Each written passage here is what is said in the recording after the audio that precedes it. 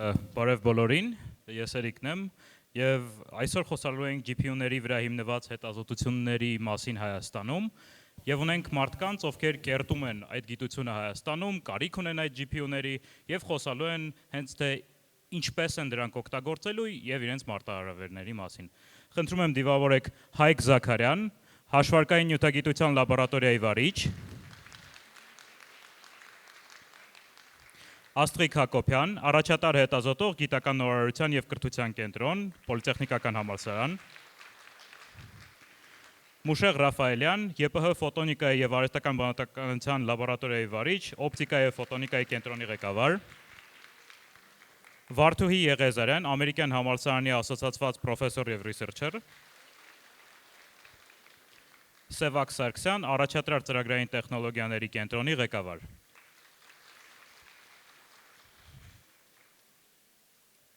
Մեր պանելիստներին երևի թե արժի իրանք իրենց ներկայացնեն, թե ինչով են զբաղված, ուստի եւ արժի հենց սկսենք Հայկից եւ այդտեղից շարունակենք։ Բարև ձեզ, շատ հաճելի է ելույթ ունենալ եւ ներկայացնել եւ գտնվել այստեղ։ Մեր լաբորատորիան, ինչպես նշվեց, կոչվում է հաշվարկային նյութագիտության լաբորատորիա։ Բաղկացած է հիմնականում երկու բառից՝ նյութագիտություն, դա հիմնական մեր կիրառության ոլորտն է, եւ հաշվարկային։ Ինչու հաշվարկային, որովհետեւ մենք օգտագործում ենք հաշվարկային բազմազան ռեսուրսներ, մասնավորապես CPU-ներ եւ իհարկե GPU-ներ։ Ինչպես ենք օգտագործում, հիմնական մեթոդը դա ֆիզիկան է, քվանտային ֆիզիկան է, քիմիան է, իսկ ինչի համար ենք օգտագործում։ Սա ամենակարևոր հարցն է։ Դուք գիտեք, որ մեր մարդկության պատմությունը մեծ հաշվով բաժանած է տարբեր ոնց որ էպոխաների, հա, ասենք կամ դարերի, քարե դար, երկաթի դար, բրոնզի դար, եւ այդտեղ ամենակարևորը նյութն է։ Հիմա մեր հիմնական նպատակը նոր նյութեր գտնելն է մարդկության զարգացումը ապահովելու համար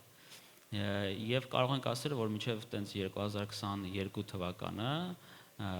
ընդհանուր հայտնի անօրգանական նյութերի քանակը 1000 կամ մի քիչ շատ 6000-ի կարգ էր հասնում։ Երբ որ սկսեցին օգտագործել արհեստական բանականությունը, այդ թիվը շատ կտրուկ սկսեց աճել։ Դուք կարող եք տեսնել այս առաջի կետում մոտ 400,000-ի հասավ։ Բայց դա չի նշանակում, որ բոլորը էքսպերիմենտալ հայտնի էին եւ կիրառել էին մեծ հաշվով եւ հաջորդ հարցը ոնց որ առաջացավ, արդյոք ինչքան հնարավոր է այդպիսի նոր նյութերը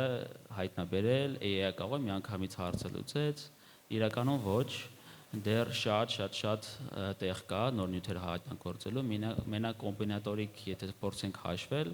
մի քանի տրիլիոն է այս պահին վերջի Microsoft-ի մոդելները կիրառելով, դրանց քանակը 400,000-ից մի քանի միլիոն է ընդամենը հասել, այսինքն դեռ տեղ ահագին կա։ Իսկ ինչի համար են ուզում նոր նյութեր։ Տարբեր բազում կիրառություններ կան եւ խնդիրներ կան մարդկության առջեւ դրված, օրինակ գերհաղորդիչների գտնելը, օրինակ այնպիսի նյութ գտնելը, որը մարդկոսները շատ ավելի երկար կսարքեն, այդ մարդկոսներում նոր նյութերի կանխագուշակումով հենց մեր լաբորատորիան է զբաղվում, հիմնական մեր ոնց որ գիտական խնդիրներից մեկն է։ Երկրորդ կետում կարող եք տեսնել առհասարակ ինչքան շատ էր օգտագործում AI։ Առաջին հերթին նյութերի կանխագուշակումից հետո արդեն ինչ ֆիզիկական եւ քիմիական պարամետրներ կարելի է հաշվել դրանց համար։ Հասարակ ձևով հաշվարկները շատ դանդաղ են տևում, օրինակ նույն մարդկոսների համար ամենակարևոր պարամետրներից մեկը դա մարդկոցում իոնային հաղորդականությունն է, ֆունդամենտալ ֆիզիկական պարամետր։ Դրա հաշվման համար AI-ը կարգերով արագացնում է, այսինքն եթե միջև այդ հաշվարկը պետք էր անել մի քանի շաբաթ, հիմա դա կարելի է անել մի քանի ժամում։ Ու տենց շարունակ, այսինքն այնքան շատ է արագացումը, որ մենք սկսում ենք շատ ավելի բազում նյութեր փորձել հայտնաբերել եւ հաշվել այդ պարամետրները։ Հաջորդ ամենակարևոր երևի ապագայի հետաքրքիր խնդիրներից մեկն էլ նշեմ, դա agentic AI-ն է, դրա մասին այսօր շատ խոսվեց, բայց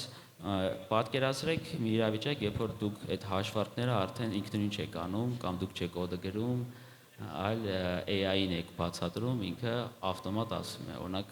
հարց եք տալի, կարող է արդյոք մարտկոցի համար ոչ լիթիումիոնային արդեն, այլ նատրիումիոնային մարտկոցի համար սենց պարամետրներով նյութ հաշվարկես։ Ինքը հաշվարկի, այսինքն մի շաբաթ հետո հետ վերադառնա, ու ասի, ահա, քեզ նյութը։ Հաջորդ քայլը, որը արդեն իսկ բազում լաբորատորներ փորձում են անել, ֆիզիկալ AI միջոցով այդ նյութերը սինթեզելն է։ Պատկերացրեք, այդ ամբողջ շղթայի մեջ փորձեք եւ հաշվարկառնորեն նյութը կանխագուշակել, հաշվարկել իր պարամետրները, տալ արդեն agentic AI-ով միջոցով ավտոմատացված լաբորատորիային եւ իրան սինթեզել ռեալ, հա։ Իհարկե դա արդեն մի քիչ ապագա է, այս պահին որոշ լաբորատորներ ավտոմատացվում են, բայց այդ մակարդակի դեռ չեն հասել։ Մեր դեր էս ամեն ինչում զուտ դեռ օգտագործելով արդեն իսկ արկա հաշվարկային կարողությունները եւ նոր նյութեր կանխագուշակել, սարքել նոր agentic AI-ներ, որոնք կարող են այդ ամեն ինչը ավտոմատացնել։ Այսքանը դեռ։ Շատ շնորհակալություն։ Անցնենք Աստրիկին։ Լավ, շնորհակալություն հնարավորության համար ներկայացնելու մեր լաբորատորիան։ Ասեմ, որ մեր լաբորատորիան հիմնականում զբաղվում է ավտոնոմ համակարգերի մշակմամբ, նրանց պլանավորման ալգորիթմների, ղեկավարման ալգորիթմների, կառավարման ալգորիթմների մշակմամբ։ Կարելի է ասել, որ հիմնական լաբորատորիայի գործունեությունը գտնվում է պլանավորման, կառավարման, օպտիմալացման եւ մեքենական ուսուցման հատվածում։ Մեծ ուշադրություն ենք դարձնում ֆիզիկական ավտոնոմ համակարգերի անվտանգությանը։ Ըստ գիտեք, մեր իրական աշխարհը բավականին անորոշ է եւ դինամիկ։ Իրական երբ որ ավտոնոմ մեքենան շարժվում է ճանապարհով, իր զգալ եւ դիք խոչընդոտներ եւ դինամիկ խոչընդոտներ, ինչպիսին մարդիկ են, այլ մեքենաներն են եւ այլն։ Այսպիսի իրավիճակներում երկու շատ կարևոր խնդիր կա, ինչպես պլանավորել, որպեսզի մեր համակարգը ճիշտ որոշումներ կայացնի, անվտանգ որոշումներ կայացնի, եւ երկրորդը ինչպես ապահովել ընկալման որակը։ Ընկալում ասելով նկատի ունեմ լիդարից, տվիչներից եկող ինֆորմացիան ճիշտ մշակել, արագ մշակել, հաշվի առնել սխալանքները եւ այլն։ Այսպիսի հարցերով զբաղվում ենք մի շարք աշխատությունների ուղղությամբ ենք զբաղվում։ Դրանցից մեկը, օրինակ, այստեղ կարող եք տեսնել սլայդների վրա, ինչպես ապահովենք ռոբոտների անվտանգությունը երթևեկության պայմաններում, երբ որ ունենք տվիչների սխալանքներ, համակարգի սխալանքներ եւ այլն։ Մի այլ կարևոր ուղղություն, որը այս պահին նույնպես մեծ մասշտաբներով հետազոտում ենք, դա ինչպես կարող ենք ընկալման որակը լավացնել, perception կոչվածի որակը լավացնել, եթե գիտենք, որ ունենք սխալ տվիչներ կամ ունենք օրինակ GPS ազդանշան, որը կարող է բավարար չլինել մեր համակարգի տեղորոշումը իրականացնելու համար։ Այսպիսի դեպքերում շատ պետք է հույսը դնենք, հա, այսպես ասած, համակարգի ռոբոտի վրա տեղադրված սենսորների վրա։ Բայց այս սենսորները իրենց հերթին էլի անորոշություններ են պարունակում, օրինակ կամերայից եկող ինֆորմացիան, լիդարից, IMU-ներից, ներքին տվիչներից եկող ինֆորմացիան, ու սա իրականում լուծելու համար ալգորիթմները մշակել ենք, բայց հաշվարկային առումով շատ բարդ են։ Ինչի են բարդ, որովհետև մենք չենք կարող համակարգչի վրա հաշվարկներ անել, հետո տեղափոխել օրինակ դրոնի վրա։ Պետք է դրոնի վրա հենց տեղում արվի այդ ամեն ինչը։ Ու սա իրականում բավականին բարդ խնդիր է, որը հուսով ենք AI-ի զարգացման հետ համընթաց կարող է մեր հարցն էլ լուծվել այս դեպքում։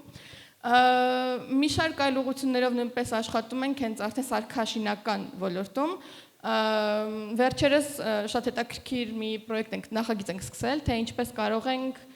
ինքնաթիռ մոդելավորել, օգտագործելով ոչ թե արդեն գոյություն ունեցող թևերի պրոֆիլները, այլ ստեղծել այնպիսի նոր թևի կառուցվածք, որը մեզ կտա ավելի լավ աերոդինամիկ առանձնահատկություններ եւ կբավարարի մեր խնդրի պահանջներին։ Այստեղ իրականում կարող ենք օգտագործել ստանդարտ օպտիմալացման մեթոդներ, բայց չգիտեմ ինչքան եք տեղյակ, բայց աերոդինամիկ սիմուլյացիաներ իրականացնելը բավականին բարդ եւ ժամանակատար է։ Եվ դրա փոխարեն որոշեցինք մի հետաքրքիր նոր մեթոդ կիրառել, դա GAN generative adversarial networks օգտագործելով արդեն արհեստական բանականության tool-երից մեկն է եւ իրականում վիդեո տեսքով չկարողացա ներկայացնել, բայց կարող եք տեսնել, որ իրականում մեր նոր ստեղծված պրոֆիլը, որը գոյություն ունեցող թևի պրոֆիլ է, իրականում շատ լավ կարողանում է եւ համակարգի կայունությունը ապահովել, եւ թռիչքի ժամանակը, եւ մնացած այլ աերոդինամիկ պարամետրերը։ Եթե ամփոփեմ, հա, իրական GPU-ների կիրառությունը շատ կարևոր է հենց ռոբոտիկսի ուղղությամբ, որովհետեւ հաշվարկային առումով շատ ծանրաբեռնված է լինում համակարգը, երբ որ միաժամանակ եւ սիմուլյացիաներ պետք է աշխատացնենք եւ պլանավորում եւ perception եւ կառավարում, այսինքն այդ ինտեգրացիան ամենադժվար հատվածն է թերևս։ Եվ այս պահին երևի թե շատ աշխատանքներ են, հա, կարծում եմ, շատ աշխատանք է տարվում արդեն սարքային առումով, ինչպես կարող ենք ինտեգրել այդ հնարավորությունները։ Շատ շնորհակալություն, անցնենք Մուշեղին։ Բարև ձեզ, ես ներկայացնում եմ օպտիկայի և ֆոտոնիկայի կենտրոնը, նաև կենտրոնում ներառված ֆոտոնիկայի և արհեստական բանականության լաբորատորիան։ Մենք հիմնականում փորձարարական հետազոտություններով ենք զբաղվում ու առաջի հայացքից կարող է զարմանալի թվալ, թե GPU-ները որտեղ կարող են այդտեղ օգտագործվել, մի փոքր ուշ կանրադառնամ դրան։ Մեր հիմնական հետազոտական ուղղությունները կենտրոնում օպտիկայի շուրջ են ու նաև միջգիտակարգային ուղղություններով են տարածվում, կենսաֆոտոնիկա, քիմիա եւ այլն, նյութերի պատրաստում։ Հիմնական մեր լաբորատորիայի ուղղությունները այդտեղ ձախ մասում նշել ենք, հաշվարկային նկարահանումն է օրինակ, այսինքն օգտագործելով տարբեր ալգորիթմներ, ինչպես կարելի է ավելի բարձրացնել նկարահանման որակը, բարդ միջավայրերով նկարահանում իրականացնել, որտեղ ինֆորմացիան աղավաղված կամ ամբողջովին ցրված վիճակով է հասնում գրանցիչին։ Ունենք փնջերի ձևավորում, օրինակ ձեզ բոլորիդ հայտնի մանրաթելերով օպտիկական կապը, որը ապահովում է, ինքը որոշակի պարզ կիրառումն է դրա, այսինքն ինչպես կարելի է տարբեր հեռավորությունների վրա ինֆորմացիան փոխանցել լույսի մոդուլացիայի միջոցով։ Եվ այլն, մենք ունենք տարբեր հետազոտական ուղղություններ, հիմա փորձեմ ձևակերպել, թե որտեղ հիմնականում մենք պատկերացնում ենք GPU-ների եւ AI-ի կիրառումը։ Նախ որպես ֆիզիկոս ասեմ, որ մենք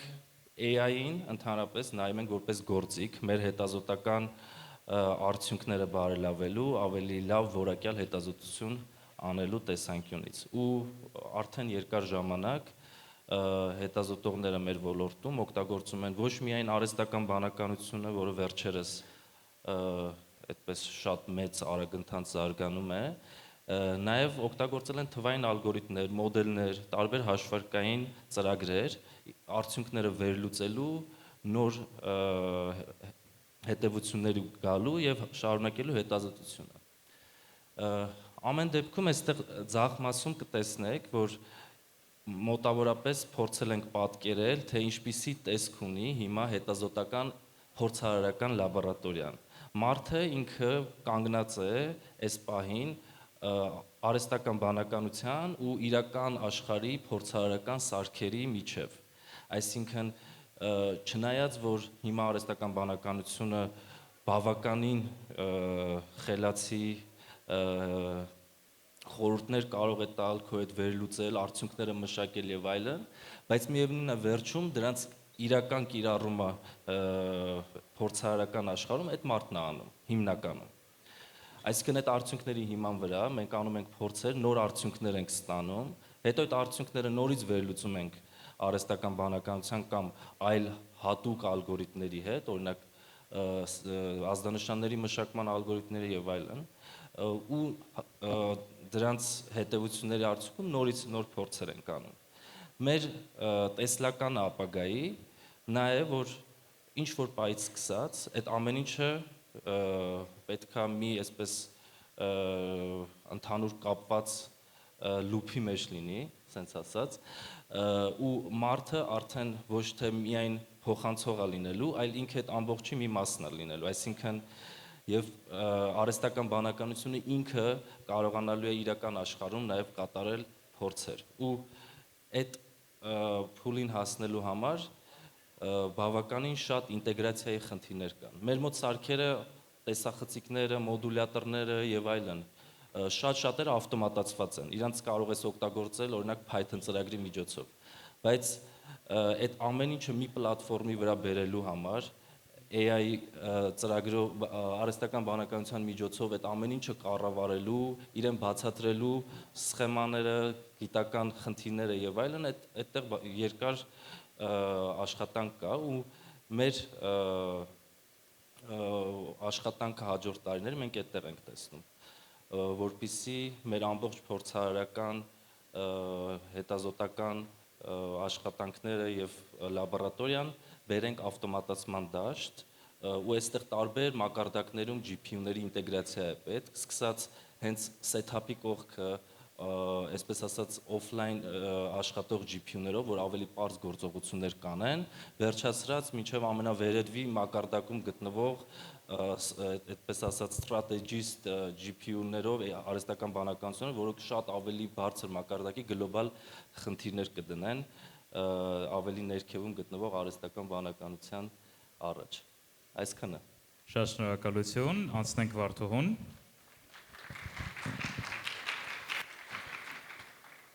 Բարև ձեզ, ես ներկայացնում եմ ամերիկյան համալսարանը։ Մեր գիտական խումբը զբաղվում է հիմնականում պատկերների մշակմամբ եւ վերլուծությամբ, իսկ դա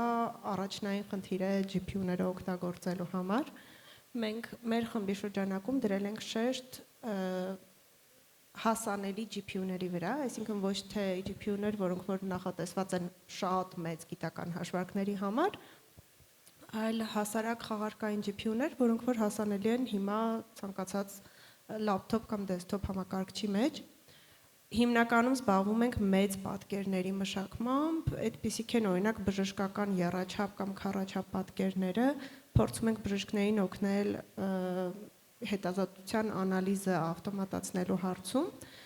եւ մի կարևոր շերտ, որ դարձնում է մեր աշխատանքը առանձնահատուկ, մենք փորձում ենք ժամանակակից արհեստական բանականության գործիքները համատեղել ավելի տրադիցիոն համակարգչային տեսլականի մեթոդների հետ։ Մի առանձնացված ճյուղը մեր գործունեության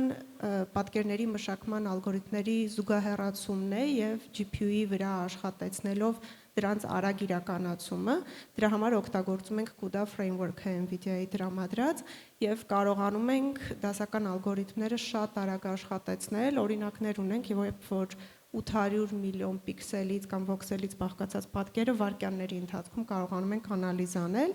եւ դա հետո համադրում ենք արհեստական բանականության լուծումների հետ, որպեսզի ստանանք ժամանակակից գործիքակազմ բժիշկներին օգնելու համար։ Միևնույն ժամանակ դիտարկում ենք ժամանակից մեծ պատկերների կիրառումը, նոր կիրառությունը կենսաբանության եւ բժշկության մեջ,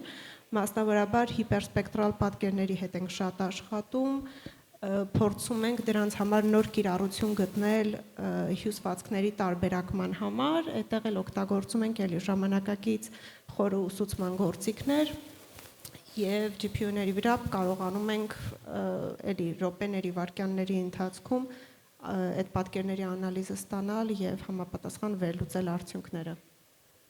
Շատ շնորհակալություն եւ վերջացնենք introduction-ը Սևակով։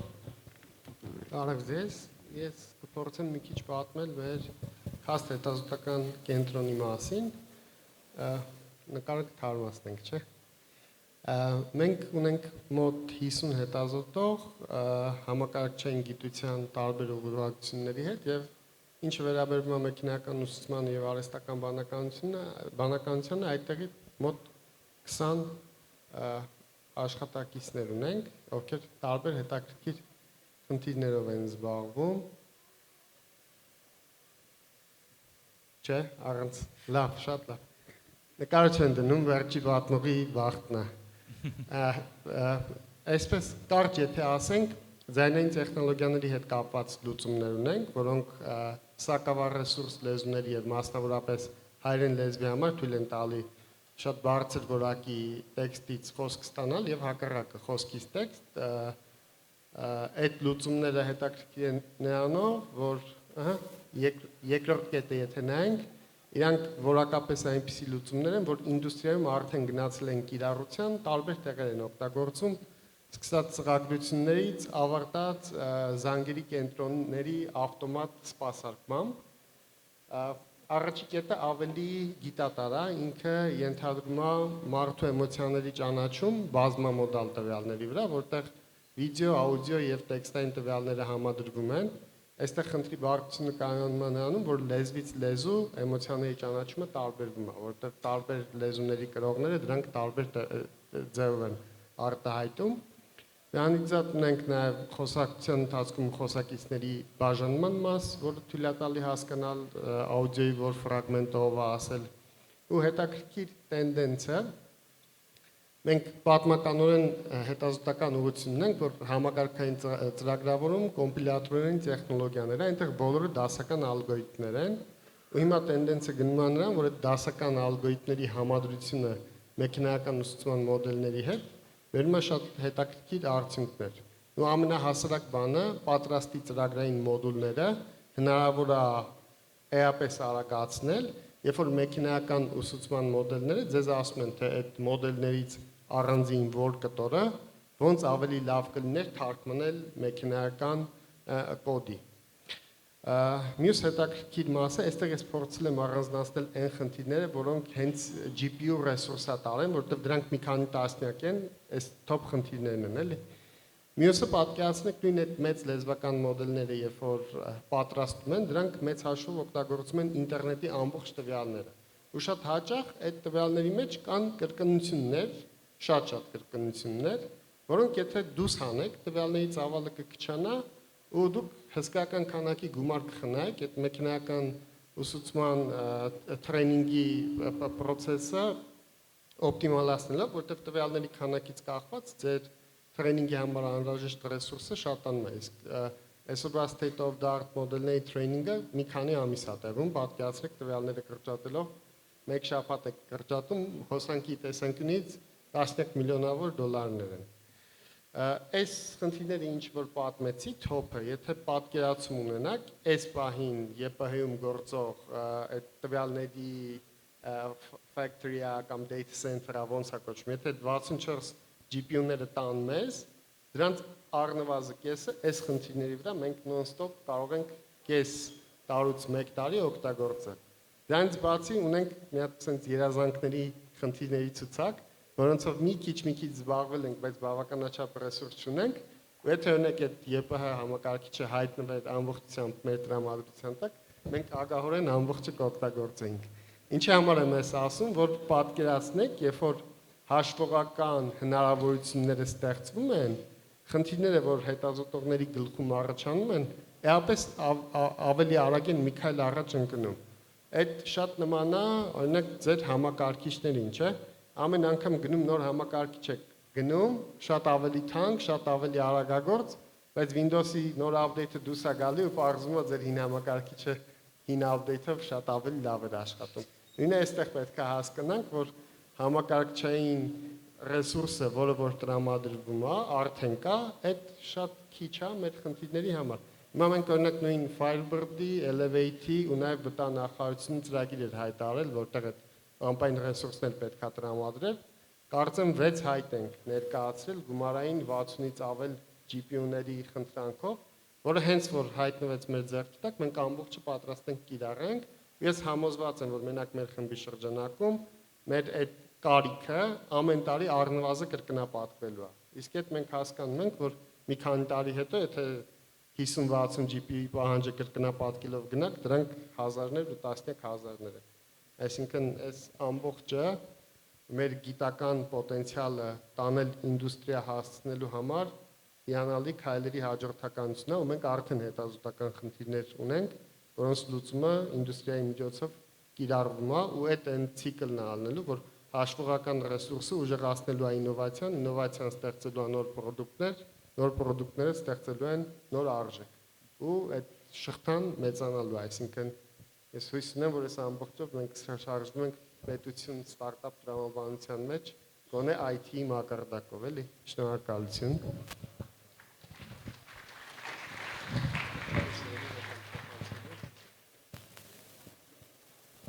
Մեկ երկու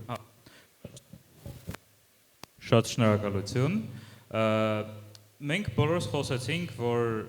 GPU-ները մեր կյանքը հեշտացնում են research-ի մեջ, հետազոտությունների մեջ, սիմուլյացիաներով դա լինի, ագենտիկ համակարգներով դա լինի, արագացված ուսուցումամբ լինի մեծ մոդելների եւ փոքր մոդելների եւ շատ նման ուղղություններում։ Ինձ թվում է մյուս հետաքրքիր ուղղությունը Հայաստանի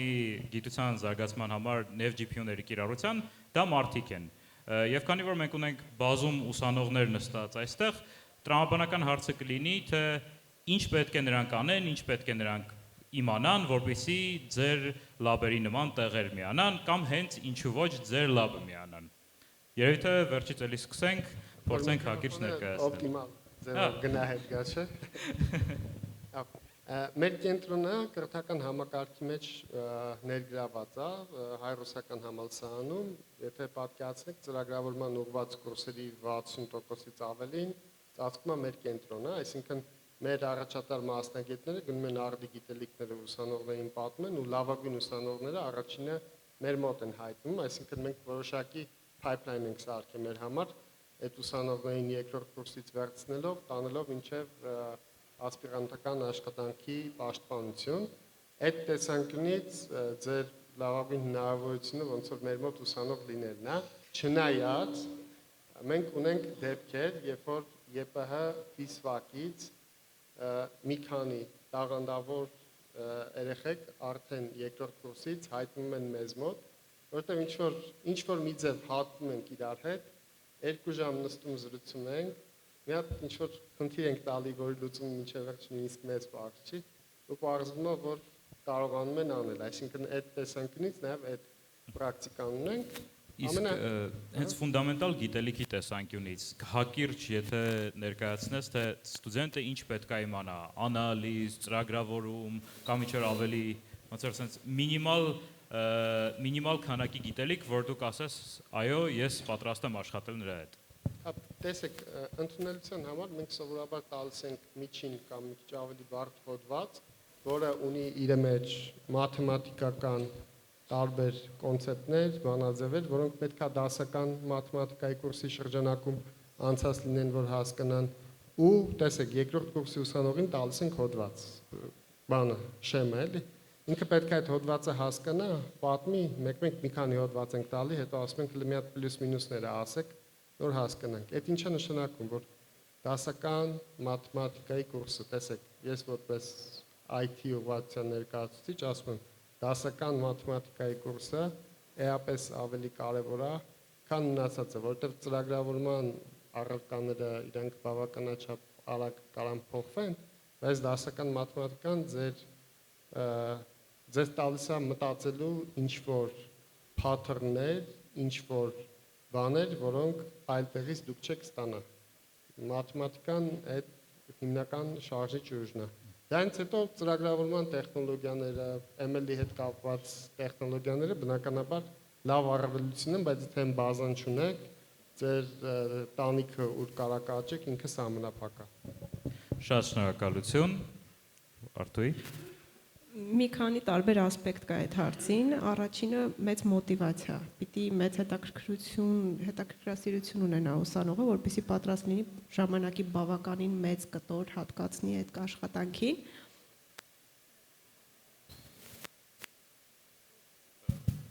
Պիտի ունենա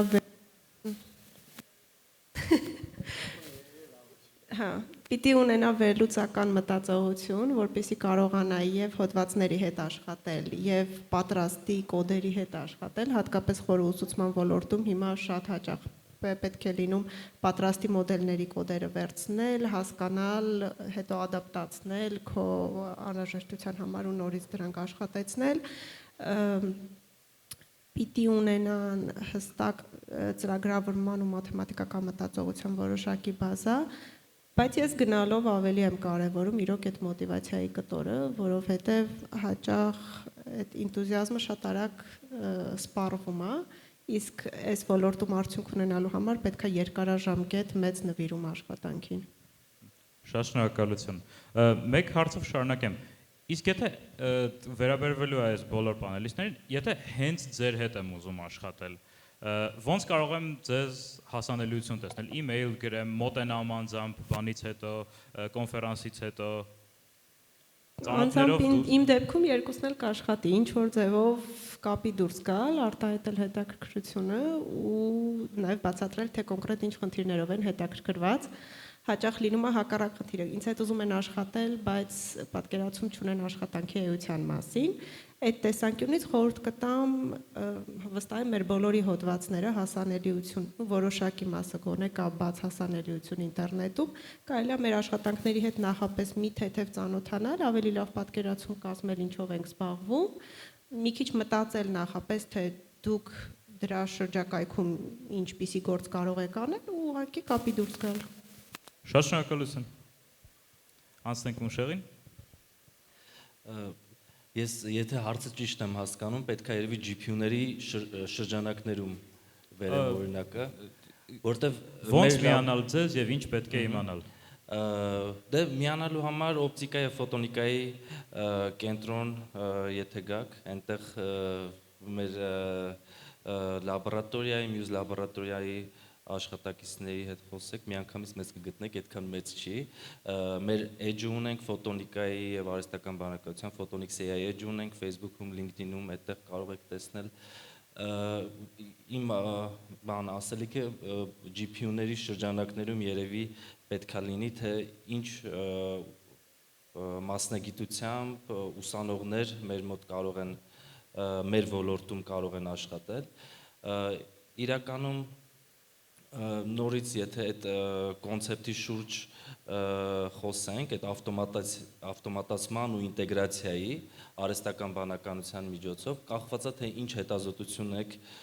ուզում ավտոմատացնել եւ ինտեգրել։ Օրինակ մենք ունենք առանձին ուղղություն օպտիկական միկրոհամակարգերի մշակում, այսինքն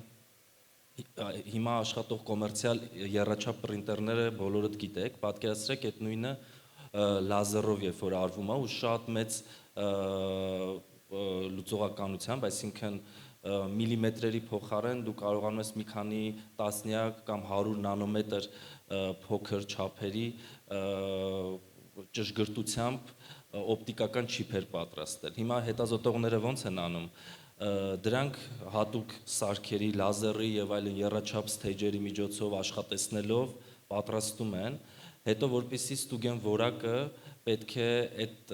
չիպերը տանեն օրինակ միկրոսկոպ կամ AFM այլ հետազոտող սարքերի միջոցով ստուգեն դրանց որակը, ստանան արդյունքները, ուսումնասիրեն թվային մոդելներով, արհեստական բանականության միջոցով, հետո հասկանան ինչը պետք է ավելի բարելավեն, կախված իրենց հետազոտությունից, կախված սարքի ճշտությունից եւ այլն։ Ու այդ ամեն ինչ արդյոք հնարավոր է միտեղ ինտեգրել։ Այո, արդեն կան աշխատանքներ, օրինակ, որ բոլոր սարքերը միասին մի տեղում են գտնվում, ռոբոտ ձեռքը վերցնում է սեմփլը, դնում է, օրինակ, միկրոսկոպի տակ, արդյունքները վերցվում է, չափումների արդյունքում նոր հրամաններ է տրվում միկրոմշակող սարքին եւ այլն։ Ու այդ տեսանկյունից մեզ պետք են ուսանողներ, որ նախ այդ ամեն ինչով ողջորված կլինեն, այդ ավտոմատացումով, այդ ինտեգրացիայով, հետո կունենան որոշակի ինժեներական հետաքրքրություններ ու գիտելիքներ, որտեղ այնտեղ տարբեր էլեկտրոնիկայի, սարքերի ինտեգրացիայի, ծրագրավորման ուղղությունով աշխատանքներ կան եւ նաեւ ֆիզիկայից տեղյակ կլինեն տվյալ ոլորտում, որտեղ պետք է աշխատել։ Շատ շնորհակալություն։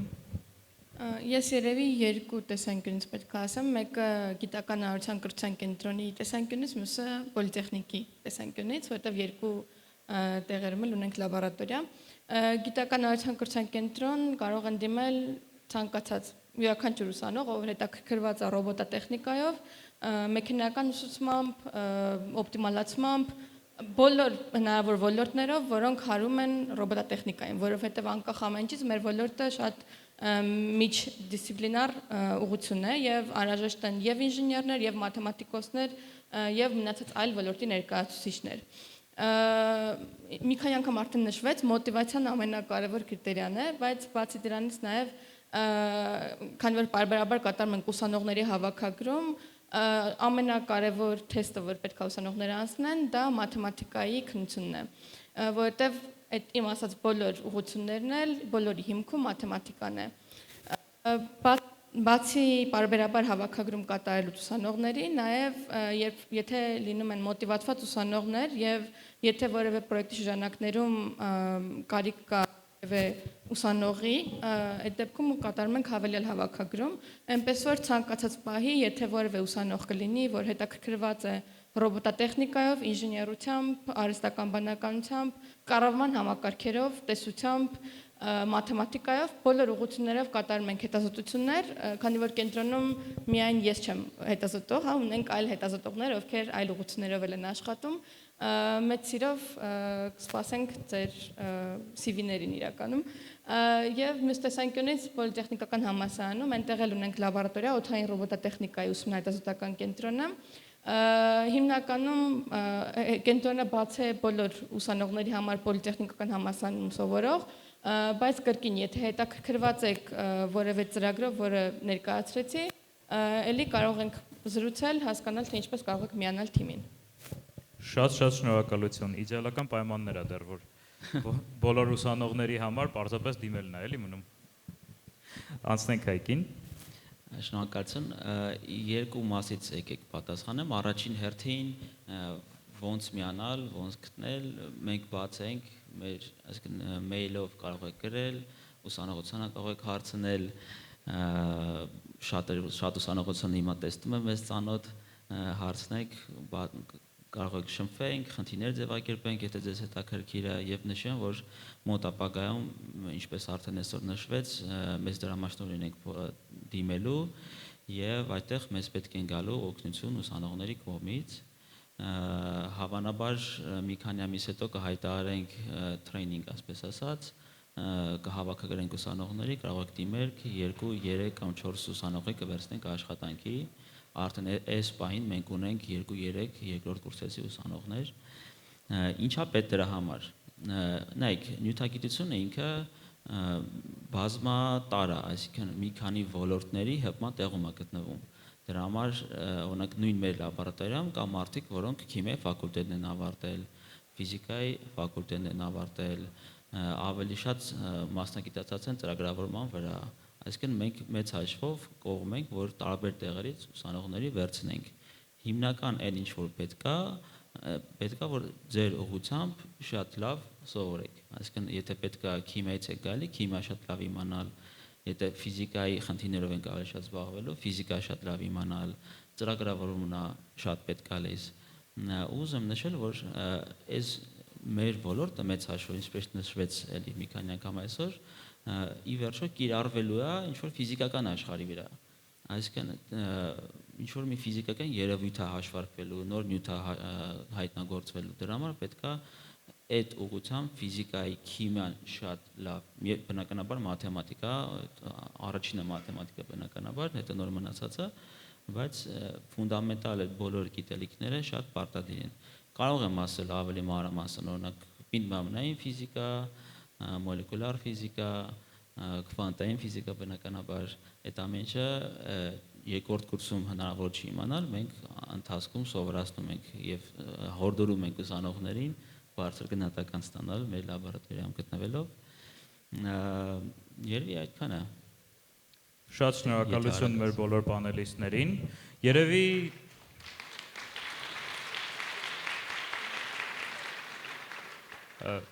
խոսացինք ուսանողներից եւ ինձ թվում է տրամաբանական շարունակությունը ուսանողներից եւ մեր մասնակիցներից կոնֆերանսի հարց ստանալն է, տեսնել նրանց ուզող հարցերը այսօրվա գիտության զարգացման մեջ որոնք են եւ այդտեղից շարունակել։